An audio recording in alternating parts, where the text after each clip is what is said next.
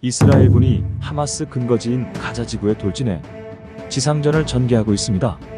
가자 지구에서는 지상과 공중의 무차별적인 화력 사용으로 무고한 민간인 사상은 폭증하고 있습니다. 안녕하세요. 올바른 안보를 지향하는 동아시아 연구소입니다. 현대 무기는 목표물을 정확하게 타격하는 정밀 공격을 자랑합니다. 그래서 현대전에 들어올수록 민간인 피해가 줄어들지 않나요? 그렇지 않습니다. 도표를 보시지요. 20세기 이후 발생한 주요 전쟁에서 사망자 가운데 민간인의 비율을 나타낸 것입니다. 전쟁 특성상 자료에 따라 차이가 있지만 멕시코 내전에서 민간인 사망률은 50%를 기록했습니다.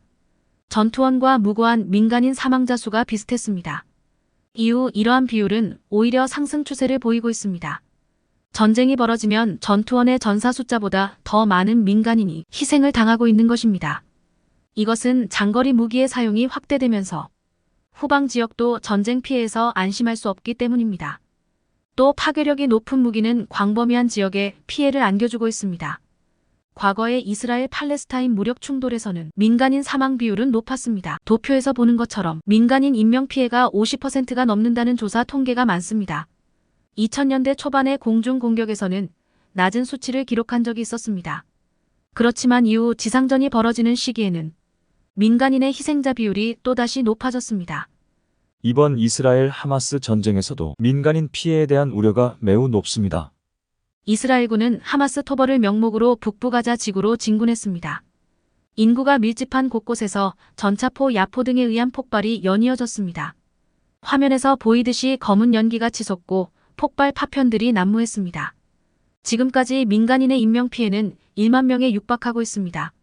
이미 이스라엘과 팔레스타인의 역대 무력 충돌 가운데 최대 규모를 기록하고 있습니다.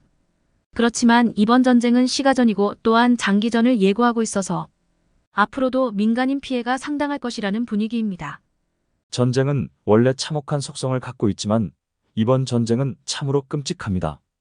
이스라엘과 하마스의 대결 태세를 간략히 설명해 주시죠. 이스라엘의 결전 의지는 강력합니다. 비정규 군대인 하마스를 상대하는데도 전차와 장갑차를 대거 동원해 공격에 나서고 있습니다.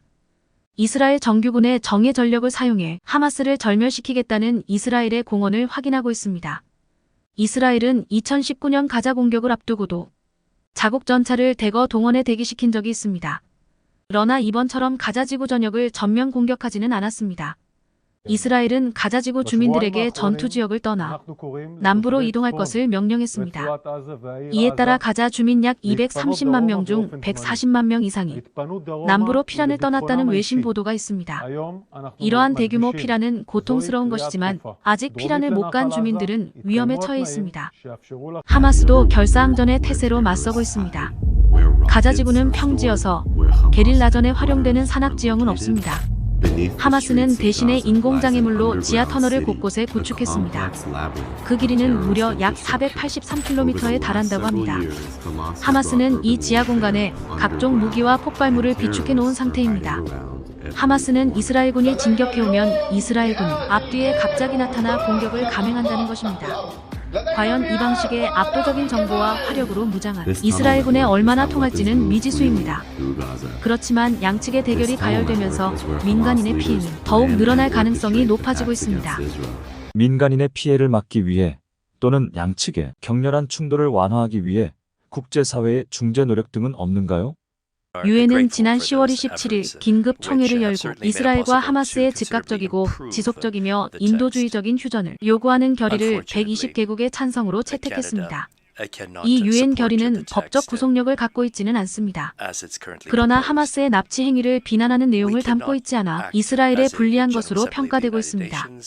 조 바이든 미국 대통령도 최근 네타냐후 이스라엘 총리와의 통화에서 이스라엘의 하마스 반격 작전을 인정하면서도 민간인 보호 등 국제법 준수 의무를 거듭 강조했습니다. 바이든 대통령은 이에 앞서 하마스를 규탄하고 이스라엘과 함께한다는 발표를 한 바 있습니다. 국제적인 반전 여론이 거세지는 가운데 가자 전쟁이 미국 내 테러 또는 중동 전쟁으로 비화될 수 있다는 우려가 있습니다. 바이든 대통령의 민간인 보호 강조는 이러한 우려를 의식한 예방적 조치에 그치고 있다는 설명이 설득력을 얻고 있습니다. 오늘 말씀드릴 내용은 여기까지입니다. 동아시아 연구소입니다. 감사합니다.